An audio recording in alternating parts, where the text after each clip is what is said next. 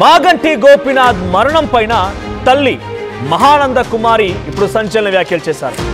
Jubilee hills ఉప ఎన్నిక ఎందుకు వచ్చింది మీ అందరికీ తెలిసిందే.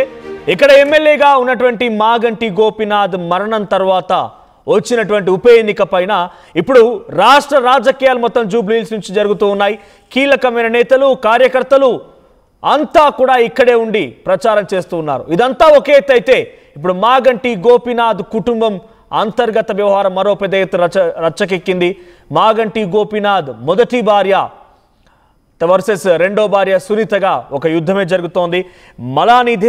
మాలినీదేవి అండ్ మరోవైపుగా అటు సునీత ఇద్దరు కూడా అసలు సునీతకి ఫ్యామిలీ సర్టిఫికేట్ వచ్చిందే మొన్న అసలు నాతో విడాకులు కాకుండా తనని పెళ్లి చేసుకోవడం పొరపాటు, నేనే లీగల్ హైర్ని అని చెప్పి అటు ప్రద్యుమ్న మాగంటి గోపీనాథ్ తనయుడు చెప్తూ ఉన్నాడు. ఇటు తల్లి కూడా చెప్తున్న మాట అదే.